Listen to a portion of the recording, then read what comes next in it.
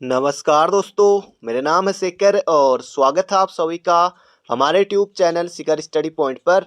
तो दोस्तों आज है हमारा फुल प्रैक्टिस सेट 3। अगर इसके अलावा अगर आपने 2 पार्टों को नहीं देखा है तो उन्हें भी प्ले लिस्ट में जाकर जरूर से देख लीजिएगा। तो चलिए दोस्तों शुरू करते हैं और 100 में से आपका स्कोर कितना रहा ये भी आपको कमेंट बॉक्स में बताना है। पहला प्रश्न है यहाँ पर हमारा, ज्यों ही मैंने दरवाजा खोला कि वह आ गया। तो ये बताना आपको कौन सा वाक्य होगा, संयुक्त, सरल या फिर मिश्र। तो ये हो जाएगा यहाँ पे कि आ गया, तो ये हो जाएगा मिश्र वाक्य। तो ऑप्शन नंबर बी। तो सीधे प्रश्न और सीधे उत्तर करेंगे क्योंकि दोस्तों क्वेश्चनों की संख्या ज़्यादा है, फिर वीडियो बहुत ज़्यादा लंबी हो जाती है। अगला प्रश्न है, किसी के प्रति उदारता एवं कृपा कृपा पूर्वक किया जाने वाला व्यवहार है, ये यहाँ पर पूछा गया है। तो ये हो जाएगा यहाँ पर हमारा विग्रह कर नहीं सकते, अवग्रह निग्रह ऐसा कुछ होता नहीं है निग्रह टाइप का, ये हो जाएगा अनुग्रह। तो ऑप्शन नंबर सी हो जाएगा इसका सटीक उत्तर, किसी के प्रति उदारता एवं कृपा पूर्वक किया जाने वाला व्यवहार। अगला प्रश्न है, पेट में दाढ़ी होने का अर्थ है। पेट में दाढ़ी होना यानी कि वस्तु का सही स्थान पर न होना, ऐसा कुछ नहीं है। भेद न लगने देना, ऐसा भी नहीं। अप्राकृतिक व्यवहार होना, ये भी नहीं। ये हो जाएगा यहाँ पर हमारा छोटी उम्र में ही बुद्धिमान होना, यानी कि पेट में ही दाढ़ी होने का, ये हो जाएगा इसका बिल्कुल सटीक उत्तर। अगला है, वाक्य के अशुद्ध भाग का चयन कीजिए। इसमें से हमें बताना अशुद्ध वाक्य। बुरा से बुरा आदमी भी सम्मान चाहता है, बुरे से बुरा होना चाहिए था, ये हो जाएगा यहाँ पर गलत। भी सम्मान चाहता है तो सही है, तो ये हो जाएगा हमारा ऑप्शन नंबर ए। अगला प्रश्न है, अलंकार यहाँ पर दोस्तों पूछा गया है। काफ़ी ज़्यादा फेवरेट अलंकार है किसी भी आयोग का और बहुत ज़्यादा रिपीटेड क्वेश्चन है, ऐसा नहीं है कि पहली बार ही आ रहा है यहाँ पर। कनक कनकते सौगुनी, मादकता अधिकाए, या खाए बोराए जग वह पाए बोराए। प्रस्तुत पंक्तियों में अलंकार है, अलंकार सिलेबस में है। अलंकार संधि विच्छेद करेंगे तो अलम धनकार अलंकार। तो इसका सही उत्तर हो जाए दोस्तों यहाँ पर हमारा, आपने बिल्कुल सही सोचा है, सही उत्तर दिया है, ये हो जाएगा यमक, ऑप्शन नंबर ए। अगला प्रश्न है, ये भी आपने बचपन से बहुत ज़्यादा सुना होगा, पढ़ा होगा। साच बराबर तप नहीं, झूठ बराबर पाप, इस पंक्ति के रचनाकार हैं। इसका सही उत्तर हो जाएगा दोस्तों, इसके रचनाकार है कौन, कबीरदास जी। अब दोस्तों जैसे मीरा के जो कुछ पद हैं, इसके अलावा सूरदास के हो गए, कबीरदास के हो गए, या फिर और भी जैसे मंगेश डबराल की कुछ पंक्तियां दे दी, तो ये भी पूछा जा सकता है कि ये किसकी हैं। हालांकि आयोग इस तरह के प्रश्न पहले भी पूछ चुका है और आने वाले समय में भी एग्जाम में संभावना बनती है कि उनसे प्रश्न बने। तो ये तो दोस्तों किसका है, कबीरदास का। अगला प्रश्न है, हिंदी कविता को छंदों की परिधि से मुक्त करने वाले थे। तो ये थे दोस्तों कौन, सूर्यकांत त्रिपाठी निराला। तो ये आपको बिल्कुल याद रखना है, निराला भी इनका उपनाम है, महाप्राण भी इन्हें कहा जाता है, तो ये जगह यहाँ पर हमारा निराला। अगला प्रश्न है दोस्तों, यहाँ पर विलोम शब्द हमसे पूछा गया है, अधुनातन का विलोम है। तो अधुनातन का विलोम दोस्तों क्या हो जाएगा, तो ये हो जाएगा पुरातन। तो ऑप्शन नंबर डी हो जाएगा इसका बिल्कुल सही उत्तर। अगला प्रश्न है दोस्तों, ईमेल किस जनसंचार माध्यम के अंतर्गत आता है। ईमेल दोस्तों ये आपसे पूछा गया है, ईमेल सभी आप लोग चलाते होंगे ईमेल को, तो ये आपको बताना है, तो ये क्या आएगा, मुद्रण, श्रव्य, परंपरागत नहीं कर सकते, ये हो जाएगा दोस्तों आधुनिक दृश्य माध्यम। तो ये हो जाएगा यहाँ पर हमारा ईमेल। महत्वपूर्ण प्रश्न है, बन सकता है। अगला प्रश्न है, अनुनासिक व्यंजन कौन से होते हैं। ये भी जबरदस्त क्वेश्चन है। तो ये हो जाएगा दोस्तों यहाँ पर हमारा वर्ग के पंचमाक्षर। अब वर्ग बोले तो जैसे दोस्तों क है, ख, ग, घ और अंगो, ये है दोस्तों पांचवा पंचमाक्षर। इसी तरह से चौवर्ग में जो आएगा यहाँ पर, वो भी दोस्तों इस तरह से हमारे हो जाएंगे पंचमाक्षर, वर्ग के पंचमाक्षर। तो ये जाएगा दोस्तों ऑप्शन नंबर हमारा सी। अगला प्रश्न है, व्याकरण की दृष्टि से प्रेम क्या है। व्याकरण की दृष्टि से प्रेम क्या है, क्रिया, अव्यय, विशेषण या फिर भाववाचक संज्ञा। तो ये हो जाएगा दोस्तों यहाँ पर हमारा भाववाचक संज्ञा है प्रेम। अगला प्रश्न है, आलस्य शब्द का विशेषण है। आलस्य का विशेषण, आलस, अलस, आलसीपन, पन नहीं होगा दोस्तों, ये हो जाएगा आलसी। तो ये हो जाएगा ऑप्शन नंबर डी हमारा बिल्कुल ही सटीक उत्तर है। तो बढ़ते हैं अगले प्रश्न की तरफ। अगला, पुरोहित में उपसर्ग बताना है। पूरा, तो पुरस तो होगा नहीं दोस्तों, ये हो जाएगा यहाँ पर हमारा ऑप्शन नंबर ए पूरा, पुराधनित। और संधि भी कौन सी बनेगी, तो विसर्ग। तो विसर्ग दिख रहा है, हो जाएगा विसर्ग। अगला प्रश्न है शांभवी का पर्यायवाची शब्द है पत्नी, दुर्गा, पार्वती या फिर दासी। तो दासी जिन्होंने उत्तर दिया बिल्कुल नहीं है, इसका सही उत्तर है शांभवी। किसका है? तो ये हो जाएगा ऑप्शन नंबर बी हमारा दुर्गा का। अगला प्रश्न है रहस्य, रोमांच और वैचित्र्य का समन्वय देवकीनंदन खत्री के उपन्यासों का विशिष्ट है। तो ये आपको यहाँ पर बताना है। तो ये दोस्तों यहाँ पर इसी को लिखना है सही से। तो इसका सही उत्तर हो जाएगा दोस्तों हमारा ऑप्शन नंबर बी, वैशिष्ट हो जाएगा इसकी जगह। ये शुद्ध नहीं है, ये भी नहीं है, ये हो जाएगा हमारा ऑप्शन नंबर बी। इसका ज़्यादातर इनमें ऑप्शन से ज़्यादा शुद्ध है, इनकी पूरा शुद्ध यही है। अगला मक्षिका किसका तत्सम रूप है? मक्षिका, मक्खी, मच्छर, मिट्टी या मछली। तो किसका होगा दोस्तों? ये होगा मक्षिका। किसका होगा? तो जगह मक्खी का, मक्खी, मच्छर नहीं, ये होगा मक्खी का। अगला हथियाना में कौन सी क्रिया है? नाम धातु, अनुकरणात्मक, प्रेरणार्थक या संयुक्त। हाथ से हथियाना, बात से बतियाना, लात से लतियाना, ये हो जाएगा दोस्तों नाम धातु। जहां पर भी इस तरह का आए तो ये आपको याद रखना है, नाम धातु क्रिया है। अगला प्रश्न है हिंदी शब्दकोश में त्र किस वर्ण के बाद आएगा? छ, त्र, ज्ञ, ये आप करेंगे दोस्तों। इसका सही उत्तर क्या होगा? तो ये तो कतई सही नहीं होगा। ये होगा दोस्तों यहाँ पर हमारा किसके बाद आएगा? ये तो के बाद आएगा, तो फिर रो, तो ये आएगा इसका सही उत्तर। तो ये आपको बिल्कुल याद रखना है। तो बढ़ते हैं अगले प्रश्न की तरफ। शब्दकोश में कहा गया डिक्शनरी में जब आप खोजेंगे तो इसके बाद दोस्तों इसे आप ढूंढेंगे, वहीं पर मिलेगा। अगला प्रश्न है औलाद किस भाषा का शब्द है? तो कई बार पूछा जा चुका है प्रश्न भी। तो औलाद दोस्तों ये हो जाएगा अरबी का, अरबी का है औलाद। अगला प्रश्न है महाभाष्य किसकी कृति है? महाभाष्य तो ये हो जाएगा दोस्तों पतंजलि, पतंजलि। कई आपने सुना होगा, कई लोग इसे पंतजलि कहते हैं। तो ये हो जाएगा यहाँ पर दोस्तों पतंजलि है इसका सही उत्तर। अगला प्रश्न है प्रवासी भारतीय दिवस मनाया जाता है। तो ये कब मनाया जाता है दोस्तों? 2003 से मनाया जाता है और 9 जनवरी को। तो याद रखिए 9 जनवरी को, ऑप्शन नंबर बी। अगला सबसे बड़ी नदी चौड़ी और बहाव की दृष्टि से कौन सी है? ये आपको यहाँ पर बताना है, गजब का प्रश्न है ये भी। तो ये हो जाएगा दोस्तों इन ऑप्शन के हिसाब से अमेजन। इसका सही उत्तर ऑप्शन नंबर ए अमेजन है। अगला प्रश्न यहाँ पर हमारा ये पुरस्कार दिए हुए हैं और इनको बताना है दोस्तों कौन सा एक इनमें से सुमेलित नहीं है, वो यहाँ पर बताना है। बोरलॉग पुरस्कार कृषि में, जी हाँ दोस्तों ये बिल्कुल सही है, बोरलॉग पुरस्कार कृषि में। कलिंग पुरस्कार विज्ञान की, यहाँ पर क्या है, विज्ञान की लोकप्रियता, हाँ ये भी सही है, कलिंग पुरस्कार ये भी सही है।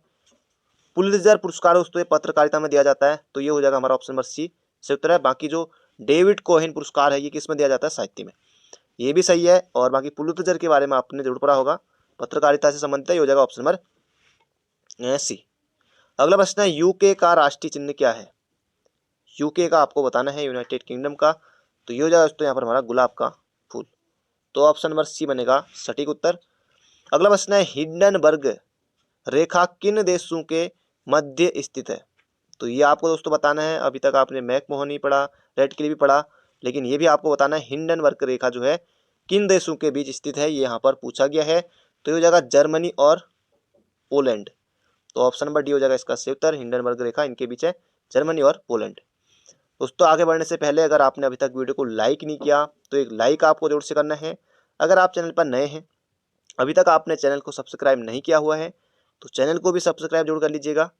अगला प्रश्न है यहाँ पर हमारा भारतीय संविधान में मूलभूत अधिकार किस संविधान से लिए गए हैं? जबरदस्त क्वेश्चन है दोस्तों ये।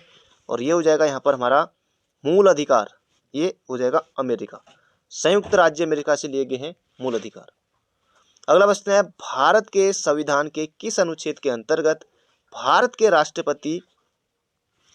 राष्ट्रपति पर महाभियोग चलाया जाता है? तो ये यहाँ पर दोस्तों पूछा गया है। अनुच्छेद 76, क्या उसका उत्तर हो सकता है क्या? बिल्कुल दोस्तों नहीं हो सकता, क्योंकि अनुच्छेद 76 में दोस्तों महान्यायवादी के बारे में बताया गया है। 75 दोस्तों होगा नहीं, 75 होगा नहीं। तो ये हो जाएगा यहाँ पर हमारा अनुच्छेद 61, अनुच्छेद 61। तो ऑप्शन नंबर सी हो जाएगा सटीक उत्तर। अगला प्रश्न है यहाँ पर हमारा संसद की कार्रवाई सूची में प्रथम विषय होता है। प्रथम दोस्तों क्या होता है? प्रश्नकाल होता है, शून्यकाल नहीं, ये हो जाएगा प्रश्नकाल। तो ऑप्शन नंबर ए हो जाएगा सटीक उत्तर। अगला प्रश्न है यहाँ पर हमारा संसदीय तंत्र में निम्नलिखित में से वास्तविक कार्यपालिका कौन है? ये आपको यहाँ पर बताना है। जबरदस्त प्रश्न है। मंत्रिपरिषद, राज्य का मुखिया, न्यायपालिका या फिर विधान परिषद? तो ये हो जाएगा यहाँ पर हमारा मंत्रिपरिषद है, ऑप्शन नंबर ए। अगला, भारत में योजना अवकाश प्लान हॉलीडे था, ये यहाँ पर आपको बताना दोस्तों। तो इसका सही उत्तर हो जाएगा यहाँ पर हमारा योजना अवकाश। 1962 के चीन युद्ध के पश्चात, 1965 के भारत पाक युद्ध के बाद, 1971 के बांग्लादेश की स्वतंत्रता के बाद, इनमें से दोस्तों कोई उत्तर नहीं है। ये हो जाएगा 1966 के सूखे के बाद योजना अवकाश था, 1969 तक। ये हो जाएगा ऑप्शन नंबर ए। अगला है, भारत द्वारा सबसे अधिक विदेशी मुद्रा किस पदार्थ के आयात पर व्यय की जाती है? ये यहाँ पर पूछा गया है। तो ये जगह आप सभी को पता है, पेट्रोलियम पदार्थ। पेट्रोलियम के रेट आपको पता ही है आजकल। तो ये जगह यहाँ पर हमारा पेट्रोलियम पदार्थ। अगला प्रश्न है, विश्व में स्वर्ण का सर्वाधिक खपत वाला देश है? अब ये दोस्तों आपको बताना है। जबरदस्त क्वेश्चन है। भारत, चीन, यूके या फिर संयुक्त राज्य अमेरिका? ये दोस्तों और कोई नहीं, ये है अपना प्यारा भारत। तो ये हो जाएगा हमारा ऑप्शन नंबर ए। बढ़ते हैं अगले प्रश्न की तरफ। अगला प्रश्न है, हिंदू वृद्धि दर संबंधित है जनसंख्या, साक्षरता, प्रति व्यक्ति आय या फिर राष्ट्रीय आय? तो जिन्होंने जनसंख्या उत्तर दिया बिल्कुल गलत है। प्रति व्यक्ति आय हो नहीं सकता, साक्षरता नहीं है, यह राष्ट्रीय आय से, राष्ट्रीय आय इसका सही उत्तर है। हिंदू वृद्धि दर राष्ट्रीय आय से संबंधित है। अभी दोस्तों उत्तराखंड के प्रश्न आने वाले हैं। हिंदी हमने देख ली है, जीके, उत्तराखंड सभी हम देखेंगे, तो आप बने रहिएगा अंत तक। तो अगला प्रश्न है यहाँ पर हमारा, अमेजन नदी किस महाद्वीप में बहती है? अमेजन नदी किस महाद्वीप में बहती है? तो ये हो जाएगा दक्षिण अमेरिका में बहती है अमेजन नदी। अगला प्रश्न है, भारतवर्ष का प्रथम हाइड्रो पावर कौन सा है? तो ये हो जाएगा दोस्तों कौन सा है भारतवर्ष का प्रथम हाइड्रो पावर? ये हो जाएगा कर्नाटक स्थित शिव समुद्रम। ऑप्शन नंबर सी हो जाएगा इसका बिल्कुल सही उत्तर। अगला प्रश्न है, फाइकोलॉजी में किसका अध्ययन किया जाता है? ये भी कई बार पूछा जा चुका है पहले। ये हो जाएगा दोस्तों सवाल का। तो ऑप्शन नंबर बी हो जाएगा इसका बिल्कुल सटीक उत्तर। अगला प्रश्न है, टिक्का रोग किस फसल से संबंधित है? कई बार इस तरह के प्रश्न बन जाते हैं एग्जाम में। तो टिक्का रोग ये हो जाएगा यहाँ पर हमारा मूंगफली से।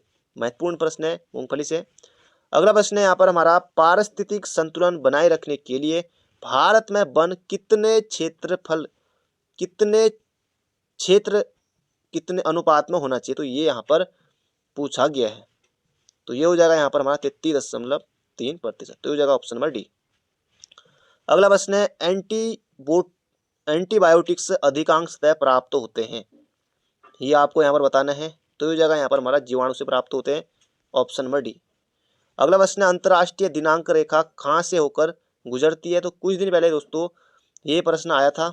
तो ये हो जाएगा यहाँ पर हमारा 180 डिग्री। अगला प्रश्न है यहाँ पर हमारा, जबरदस्त प्रश्न है ये भी, किसी क्षेत्र के उन स्थानों को मिलाने वाली रेखा जहाँ भूकंप एक साथ अनुभव किया जाता है कहलाती है? जबरदस्त प्रश्न दोस्तों। इसका सही उत्तर हो जाएगा यहाँ पर हमारा सह भूकंप रेखा, ना कि यहाँ पर समभूकंप रेखा, आइसोपाइनिक रेखा, ये भी नहीं। ये हो जाएगा ऑप्शन नंबर सी। जबरदस्त क्वेश्चन है, याद रखिएगा। अगला प्रश्न है, निम्नलिखित में से कौन विश्व का सबसे ऊंचा ज्वालामुखी पर्वत है? तो इनमें से कौन सा है? कई बार पूछा जाने वाला प्रश्न है। माउंट कोटोपैक्सी इसका बिल्कुल सही उत्तर है। विश्व का सबसे ऊंचा ज्वालामुखी माउंट कोटोपैक्सी। अगला प्रश्न है यहाँ पर हमारा, निम्न में से कौन सा ग्रह नहीं है जिसका प्राचीन भारतीय ग्रह जानते थे? ये आपको यहाँ पर बताना है। तो ये हो जाएगा यहाँ पर हमारा, बाकी मंगल, शनि, शुक्र सभी है। ये हो जाएगा सूर्य। अगला प्रश्न है, डायमंड रिंग की घटना होती है? ये भी जबरदस्त क्वेश्चन है। डायमंड रिंग की घटना ये हो जाएगा यहाँ पर हमारा, प्रत्येक अमावस्या का दिन नहीं होता है। ये हो जाएगा प्रत्येक सूर्य ग्रहण के दिन होती है डायमंड रिंग की घटना। तो ऑप्शन नंबर डी बनेगा दोस्तों यहाँ पर सटीक उत्तर। अगला, गंगा के मैदानों की पुरानी कछारी मिट्टी कहलाती है? जबरदस्त क्वेश्चन है। कई बार ये हो जाएगा यहाँ पर हमारा बांगर, पुरानी बांगर सीमेंट वाला नहीं है, ये बांगर है। तो ये हो जाएगा खादर दोस्तों, जो है ये नई मिट्टी है, हो जाएगा बांगर। अगला, भील जनजाति भारत में सर्वाधिक पाई जाती है? सचिवालय रक्षक में भी इससे संबंधित प्रश्न पूछा गया था, अलग था प्रश्न लेकिन। तो इसका सही उत्तर दोस्तों क्या होगा? भील जनजाति पाई जाती है, हो जाएगा यहाँ पर हमारा एमपी, मध्य प्रदेश में। तो याद रखिएगा। अगला है, भारत में सर्वाधिक तेज जनसंख्या वृद्धि दर वाला राज्य है? तो ये हो जाएगा दोस्तों सर्वाधिक तेज वृद्धि दर जनसंख्या वाला राज्य है, जबरदस्त क्वेश्चन है, मेघालय हो जाएगा इसका सही उत्तर, मेघधनालय मेघालय। अभी दोस्तों उत्तराखंड के प्रश्नों के लिए आपको थोड़ा इंतजार करना पड़ेगा, अभी आ रहे हैं उत्तराखंड के प्रश्न भी, थोड़ा धैर्य बना के रखिए। अगला प्रश्न है नासिक किस नदी के तट पर स्थित है? तो नासिक हो जाएगा दोस्तों यहाँ पर हमारा कौन सी, गोदावरी नदी के तट पर है, तो ये जगह ऑप्शन नंबर डी। अगला प्रश्न है द्वितीय विश्व युद्ध की शुरुआत वर्ष में हुई थी? 1941, 40, 1942 या फिर 1939? तो ये हो जाएगा दोस्तों यहाँ पर हमारा ऑप्शन नंबर ए, 1939 में हुई थी। अगला प्रश्न है उस देश का नाम बताइए जहां पहली औद्योगिक क्रांति हुई थी? जबरदस्त क्वेश्चन है, कई बार पूछा जा चुका है। तो ये हो जाएगा दोस्तों ग्रेट ब्रिटेन में हुई थी, तो याद रखिएगा पहली औद्योगिक क्रांति। तो अगला प्रश्न है यहाँ पर हमारा 1857 के बरेली विद्रोह का नेता कौन था? बरेली विद्रोह का नेता कौन था? तो ये हो जाएगा दोस्तों खान बहादुर। कुंवर सिंह ने कहाँ किया था, ये आप कमेंट बॉक्स में बताइएगा। कुंवर सिंह ने 1857 के विद्रोह का नेतृत्व कहाँ से किया था? तो ये आपको कमेंट बॉक्स में बताना है, और यहाँ पर से उत्तर हो जाएगा खान बहादुर। अगला प्रश्न है, ये भी जबरदस्त क्वेश्चन है, 1907 में कांग्रेस के सूरत अधिवेशन की अध्यक्षता किसने की? जबरदस्त क्वेश्चन है, ये हो जाएगा यहाँ पर हमारा रास बिहारी बोस, डॉक्टर रास बिहारी बोस ने। अगला प्रश्न है किस धर्म सुधारक की मृत्यु भारत के बाहर हुई थी? ये भी अच्छा क्वेश्चन है। तो ये हो जाएगा यहाँ पर हमारा भारतीय पुनर्जागरण के पिता राजा राम मोहन राय जी को कहा जाता है, तो इनकी मृत्यु हुई थी, तो ये आपको याद रखना है। अगला प्रश्न है सत्यार्थ प्रकाश पुस्तक के लेखक कौन थे? ये हो जाएगा दोस्तों दयानंद सरस्वती सत्यार्थ प्रकाश पुस्तक के लेखक थे, जबरदस्त क्वेश्चन है। अगला प्रश्न है ऋग्वेद का कौन सा मंडल पूर्णतः सोम को समर्पित है? ये प्रश्न भी कई बार एग्जाम में पूछा जाने वाला प्रश्न है, हल्के में आपको नहीं लेना इसे। तो जगह नवा मंडल, नवा मंडल जो है ऋग्वेद का ये सोम को समर्पित है, सोम को समर्पित है नवा मंडल। अगला प्रश्न है शेरशाह प्रशासन में कानून गो का काम क्या था? कानून गो, ये आपको बताना है कानून गो का। तो ये हो जाएगा यहाँ पर हमारा भू राजस्व वसूल करना, भूमि संबंधी रिकॉर्ड को रखना, ए और बी में से कोई नहीं या ए और बी दोनों, बताइए जल्दी से बताना है आपको। तो ये हो जाएगा दोस्तों भूमि संबंधी रिकॉर्ड को रखना होता था कानून गो का काम, ये हो जाएगा ऑप्शन नंबर बी। अगला प्रश्न है विश्व का सबसे पहला सुपर कंप्यूटर कब बना? तो ये बना 1978 नहीं होगा, ये होगा 1976 में, ऑप्शन नंबर ए होगा बिल्कुल सटीक उत्तर। अगला प्रश्न दोस्तों रीजनिंग का है, निकिता की माँ के भाई का बेटा सुरेश है, सुरेश का निकिता से क्या संबंध है, ये पूछा गया है, इसे सॉल्व कर लीजिएगा दोस्तों, इसका जो उत्तर निकलेगा ये निकलेगा मेरा भाई। अगला प्रश्न है ये भी व्यंजन की गणना करें, तो इसे भी जब आप सॉल्व करेंगे तो यहाँ पर दोस्तों उत्तर आएगा हमारा कौन सा, ऑप्शन नंबर सी 75 आएगा, आगे इसे सॉल्व कर लीजिएगा। अगला प्रश्न है यहाँ पर हमारा ज्वार भाटा समुद्र, तो ये यहाँ पर नदी, तो ये क्या आएगा यहाँ पर पूछा गया है, तो अंतर प्रवाह ये होगा नदी, ज्वार भाटा समुद्र, तो ये जाएगा हमारा ऑप्शन नंबर डी। अगला प्रश्न दोस्तों अब यहाँ से शुरू होते हैं उत्तराखंड के प्रश्न, जिसका आपको अभी तक बेसब्री से इंतजार था, तो वो घड़ी दोस्तों यहाँ पर आ गई है। अब यहाँ से शुरू होंगे दनादन उत्तराखंड के प्रश्न। तो पहला प्रश्न है यहाँ पर हमारा उत्तराखंड राज्य में किस वर्ष को पर्यटन वर्ष घोषित किया गया? 2015 और 2001। पर्यटन को बढ़ावा देने के लिए 2001 और 2015 को उत्तराखंड सरकार के द्वारा पर्यटन वर्ष घोषित किया गया। 2001 भी हो सकता है ऑप्शन में, 2015 भी हो सकता है, 2001 और 15 दोनों हो सकते हैं, तब आपको ए और सी दोनों करना होगा, यहाँ ऑप्शन के हिसाब से होगा, तो ये आपको ध्यान रखना है। अगला प्रश्न है क्षेत्रफल की दृष्टि से उत्तराखंड का सबसे बड़ा अभ्यारण्य है? उत्तराखंड का सबसे बड़ा अभ्यारण्य है, इनमें से आपको बताना है केदारनाथ, राजाजी, कारबेट या फिर दोस्तों नंदा देवी पशुबार, तो ये जगह केदारनाथ वन्यजीव विहार है, ये आपको बताया 967। अगला प्रश्न है घबला देवता की पूजा किस जनजाति द्वारा की जाती है? घबला देवता की, तो ये हो जाएगा यहाँ पर हमारा भूटिया जनजाति के द्वारा की जाती है घबला देवता की पूजा।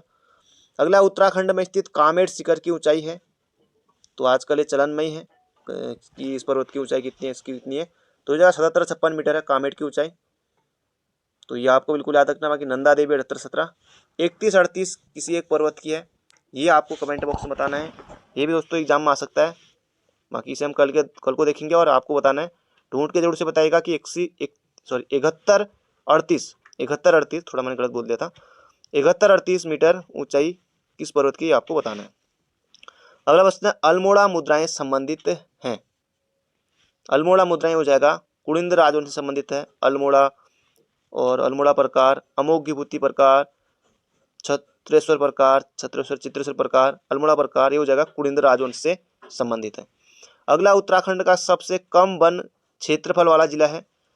दोस्तों मैंने वन रिपोर्ट 2021 से संबंधित 2 वीडियो दी है, अगर आपने नहीं देखा है तो प्ले लिस्ट में आकर जरूर से देख लीजिएगा। एक में ऑब्जेक्टिव क्वेश्चन देखे हमने 50 और एक में देखे दोस्तों हमने एक वीडियो में देखा है पूरा डिस्ट्रिक्ट, तो उन्हें भी देख लीजिएगा। तो सबसे कम वन क्षेत्रफल वाला जिला तो हो जाएगा और कोई नहीं, उधम सिंह नगर। तो कई बार एग्जाम में पूछा जाने वाला प्रश्न है।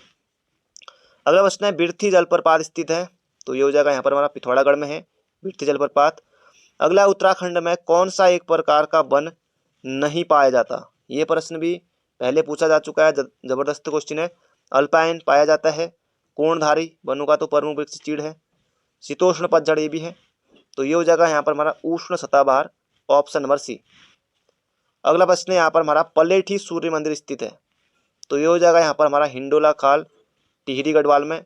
अब बाकी दोस्तों जनपद यहाँ पर नहीं पूछा है, जैसे गोपेश्वर है, रानीखेत ऑप्शन में है, ऊखीमठ है, हिंडोला खाल है, तो ये हो जाएगा यहाँ पर हमारा हिंडोला खाल देवप्रयाग टिहरी गढ़वाल में। अगला प्रश्न है किस जिले में देवभूमि मॉम संग्रहालय स्थित है, तो ये 2021 में पूछा गया था ये प्रश्न पहली बार, तो ये हो जाएगा हमारा देहरादून में, ऑप्शन नंबर ए होगा इसका बिल्कुल ही सटीक हमारा उत्तर। तो अगला प्रश्न है इंदिरा गांधी राष्ट्रीय वन अकादमी कहाँ पर स्थित है, यहाँ पर पूछा गया है, तो ये हो जाएगा उत्तराखंड में, देहरादून में है इंदिरा गांधी राष्ट्रीय वन अकादमी।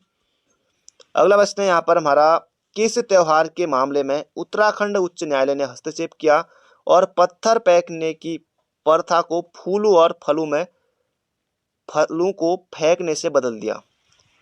कांवड़ यात्रा, फूलदेई उत्सव, अब ये मत कर देना फूलदेई उत्सव, ये होगा दोस्तों यहाँ पर हमारा देवी धुरा उत्सव, देवी धुरा बग्वाल मेला जो कि रक्षाबंधन के दिन होता है, तो यह है दोस्तों इसका सही उत्तर ऑप्शन नंबर ए। ये प्रश्न भी स्टेनो एग्जाम में पूछा जा चुका है 2021 में, मार्च से 2021 में जो पिछले साल पेपर हुआ था उसमें जबरदस्त क्वेश्चन आया हुआ था। अगला है 1922 में बैरिस्टर मुकुंदीलाल ने 1922 में बैरिस्टर मुकुंदीलाल ने तुर्की के युवा तुर्क आंदोलन से प्रभावित होकर किस मासिक पत्र का संपादन किया। युवा तुर्क, युवा का दोस्तों पर्यायवाची तरुण, तो ये हो जाएगा तरुण कुमाऊं। 1922 में बैरिस्टर मुकुंदीलाल ने कहाँ से निकाला था, लैंसडाउन से, तो ये सब आपको याद रखना है। तो बढ़ते दोस्तों अगले प्रश्न की तरफ। अगला प्रश्न है टिहरी राज्य प्रजामंडल की स्थापना कब हुई, न जाने कितनी बार पूछा जा चुका होगा ये प्रश्न, तो ये हो जाएगा 23 जनवरी 1939 को हुई थी टिहरी राज्य प्रजामंडल की स्थापना। अगला प्रश्न है कत्यूरी काल में प्रभावतार कौन थे, तो ये हो जाएगा दोस्तों यहाँ पर हमारा इसका सही उत्तर भूमि की नाप करने वाला अधिकारी कहलाता था, कौन, प्रभावतार। याद रखेगा बहुत ज़्यादा महत्वपूर्ण प्रश्न है, प्रभावतार भूमि की नाप करने वाला अधिकारी। तो दोस्तों हमारे 75 क्वेश्चन हो चुके हैं, 25 प्रश्न दोस्तों और बच्चे हैं, वीडियो को अंत तक जरूर देखेगा। अभी तक आपने लाइक नहीं किया तो एक लाइक आपको जरूर से करना है, हो सके दोस्तों एक शेयर जरूर कीजिएगा। अगला उत्तराखंड के प्रथम स्वतंत्रता सेनानी कालू मेहरा का संबंध किस जनपद से है, अब बिल्कुल आपके लिए आसान हो जाएगा। कालू मेहरा का जन्म दोस्तों चंपावत में हुआ था, खेती खान में, ये हो जाएगा चंपावत। अगला प्रश्न है यूनेस्को द्वारा फूलू की घाटी को विश्व धरोहर घोषित किया गया। यूनेस्को द्वारा फूलू की घाटी को 14 जुलाई 2005 को घोषित किया गया, ऑप्शन नंबर बी। अगला प्रश्न है छांगलेस की प्रशस्ति प्राप्त हुई है, तो ये कहाँ से हुई दोस्तों, ये हो जाएगा लाखा मंडल से हुई है। ये डी शर्मा जी की बुक में आपको मिल जाएगा, बाकी आजकल और बुक में भी मिल ही जाएगा वैसे, तो ये हो जाएगा क्योंकि ये फॉरेस्ट गार्ड में आ चुका है प्रश्न, तो ये हो जाएगा दोस्तों लाखा मंडल। अगला प्रश्न है उत्तराखंड में राजस्व पुलिस व्यवस्था लागू हुई, तो 1874 से हुई थी, हेनरी रैमजे के समय से राजस्व पुलिस व्यवस्था, बिल्कुल आसान प्रश्न है। अगला प्रश्न है हिम ज्योति फाउंडेशन देहरादून का उद्देश्य असहाय महिला कल्याण, मेधावी छात्राओं की उत्तम शिक्षा, दिव्यांग बालिका कल्याण, उपयुक्त सभी। तो उपयुक्त सभी जिन्होंने उत्तर दिया है तो आप बिल्कुल गलत हैं, 1 नंबर तो आपका चले गया है, साथ में 0.225 पे आपके चले गया दोस्तों। ये हो जाएगा यहाँ पर हमारा मेधावी छात्राओं की उत्तम शिक्षा से संबंधित है, हिम ज्योति फाउंडेशन देहरादून का। अगला प्रश्न है लाल कुर्ती बाजार, कुलड़ी बाजार, नहीं कुलड़ी तो मसूरी में है, लाल कुर्ती दोस्तों खड़ी बाजार, लाल कुर्ती बाजार, ये दोस्तों सब हैं रानीखेत में, रानीखेत में। अगला प्रश्न है यहाँ पर हमारा, उत्तराखंड के उच्च हिमालयी चरागाहों को जाना जाता है। ये भी दोस्तों जबरदस्त क्वेश्चन है, ये आपको बताना है। उत्तराखंड के उच्च हिमालयी चरागाहों को जाना जाता है, तो ये हो जाएगा यहाँ पर हमारा बुग्याल, पयार, थच, ये हो जाएगा बुग्याल। अगला प्रश्न है, उत्तराखंड में सेंटर फॉर एरोमोटिक प्लांट स्थित है। ये प्रश्न में दोस्तों पिछली बार फॉरेस्ट गार्ड में पूछा जा चुका है, ये हो जाएगा सेलाकुई, देहरादून में है centre for aromatic plant Uttarakhand में। अगला प्रश्न है, केदारखंड में गोपेश्वर का नाम वर्णित है। केदारखंड में ब्रह्मापुर दोस्तों समझते उत्तराखंड के लिए, बाड़हाड़, उत्तरकाशी होगा नहीं, देवतीर्थ दोस्तों होगा नहीं, ये होगा यहाँ पर हमारा गोस्थल या फिर गोपाला। तो ये कहा जाता है गोपेश्वर को। गोपेश्वर चमोली में है, चमोली जनपद का मुख्यालय है। अगला, उत्तराखंड में ऐपण संबंधित है भित्ति चित्रण से, धरातल चित्रण से या दोनों से। तो ये हो जाएगा दोस्तों भित्ति चित्रण से भी संबंधित है, धरातल चित्रण से भी, तो दोनों से। अगला प्रश्न है, कुमाऊं में राजकर के अतिरिक्त सयानु व थोकदारों को दिया जाने वाला कर कहलाता था। जबरदस्त क्वेश्चन है, कुमाऊं में राजकर के अतिरिक्त सयानु व थोकदारों को दिया जाने वाला कर, तो ये था दस्तूर। अगला प्रश्न है, गढ़वाल के किस शासक ने सर्वप्रथम अपने नाम के साथ शाह की उपाधि धारण की? तो ये की दोस्तों बलभद्र शाह ने। अब यहाँ पर ऑप्शन में देखिए, श्याम शाह, महीपति शाह, मान शाह, सभी का नाम लगा हुआ है, सभी में पीछे शाह लगा हुआ हो जाएगा दोस्तों बलभद्र शाह, बल्लू शाह। अगला है, उत्तराखंड में ईस्ट इंडिया कंपनी का आगमन कब हुआ? ये प्रश्न भी दोस्तों एग्जाम में पूछा जा चुका है 2 से लेकर 3 बार। जबरदस्त क्वेश्चन है, बिल्कुल धांसू प्रश्न है। तो ये हो जाएगा दोस्तों 1815 में उत्तराखंड में ईस्ट इंडिया कंपनी का आगमन हुआ था। अगला प्रश्न है, पुस्तक पूछी है,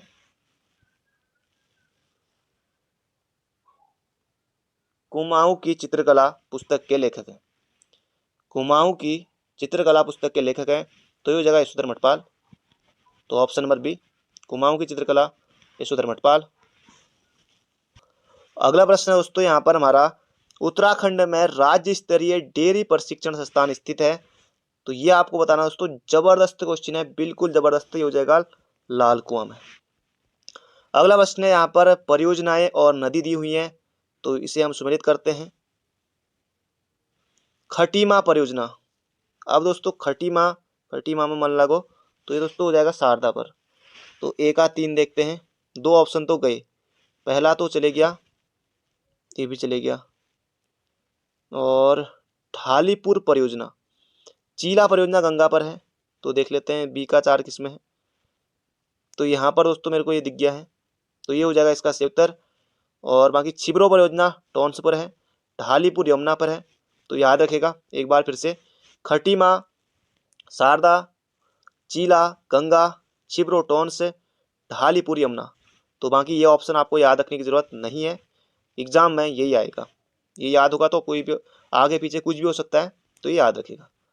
अगला प्रश्न है यहाँ पर हमारा, कौन सा क्षेप भ्रंश रेखा लघु हिमालय को महान हिमालय से पृथक करता है? ये आपको यहाँ पर बताना है। तो ये हो जाएगा मुख्य सीमांत भ्रंश क्षेप। जबरदस्त क्वेश्चन दोस्तों, बार बार आता है। कौन सा क्षेप भ्रंश रेखा लघु हिमालय को मध्य महान हिमालय से अलग करता है? तो ये हो जाएगा यहाँ पर हमारा मुख्य सीमांत भ्रंश क्षेप।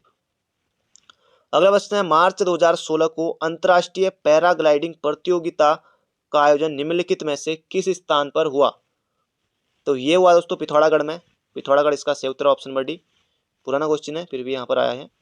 अगला प्रश्न है यहाँ पर हमारा, काशीपुर में बाला सुंदरी देवी मंदिर की यह मेला होता है। काशीपुर में बाला सुंदरी देवी पर यह मेला होता है, तो मैंने थोड़ा गलत पढ़ दिया था। तो ये हो जाएगा दोस्तों चैती मेला, चैती बाला सुंदरी, बोक्साओं की दोस्तों बड़ी देवी मानी जाती है बोक्साओं की, तो हो जाएगा। बाकी गौचर चमोली में होता है, और कुंभ मेला आप सभी को पता है। अगला प्रश्न है, किस ग्रंथ में गणनरेश श्याम शाह को मुगल बादशाह द्वारा एक घोड़ा व हाथी प्रदान करने का उल्लेख मिलता है? सिर्फ एक, चलो जो भी है, लेकिन किस ग्रंथ में गणनरेश श्याम शाह को मुगल बादशाह द्वारा एक घोड़ा व हाथी प्रदान करने का उल्लेख मिलता है? तो जबरदस्त क्वेश्चन है भी। तो तुजु के जहांगीरी, तुजु के जहांगीरी, क्योंकि जहांगीर ने दिए तो तुजु के जहांगीरी। अगला प्रश्न है, अर्जुन पुरस्कार से सम्मानित खिलाड़ी हरिदत्त कापड़ी किस खेल से संबंधित है? तो ये हो जाए दोस्तों बास्केटबॉल से संबंधित है। हरिदत्त कापड़ी का संबंध किससे है? तो बास्केटबॉल से। अगला प्रश्न है, जनगणना 2011 के अनुसार उत्तराखंड की कुल जनसंख्या है? तो ये हो जाए दोस्तों 186,292, 186,292। लेकिन ऑप्शन दोस्तों बेहद करीब करीब के हैं, ये देखिए। नहीं, ये तो बहुत दूर है, लेकिन हाँ दो दो ऑप्शन में फंसा रखा है इन्होंने। तो 186,250 नहीं है, 186,292, ऑप्शन नंबर सी। अगला, उत्तराखंड के प्रथम वित्त आयोग के अध्यक्ष कौन थे? तो जगह आर केदर। आर.एस. टोलिया दोस्तों उत्तराखंड के कौन थे पहले, ये आपको कमेंट बॉक्स में बताना है। अगला प्रश्न है, पंचाचूली शिखर की ऊंचाई कितनी है?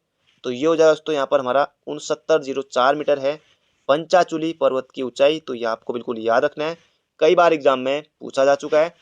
अगला प्रश्न दोस्तों, और आज का हमारा आखिरी कोई प्रश्न है, किस राष्ट्रीय उद्यान के मध्य में पाटलिपुत्र स्थित है? तो ये जगह जिम कॉर्बेट नेशनल पार्क के मध्य में दोस्तों पाटलिपुत्र स्थित है। तो ऑप्शन नंबर डी हो जाएगा इसका बिल्कुल सही उत्तर। तो दोस्तों ये थे आज के हमारे महत्वपूर्ण प्रश्न। तो बाकी मिलते हैं बहुत जल्दी नए वीडियो में। चैनल पर नए हो तो चैनल को सब्सक्राइब जरूर कर लीजिएगा, हो सके दोस्तों एक शेयर जरूर कीजिएगा। बाकी अभी तक आपने लाइक नहीं किया तो लाइक करके आपको जरूर से जाना है। तो thank you friend, thank you so much. मिलते हैं बहुत जल्दी एक नई वीडियो में। अपना ध्यान रखिए, स्वस्थ रहिए, मस्त रहिए, तैयारी करते रहिए और समूह ग का एग्जाम जरूर से निकालिए।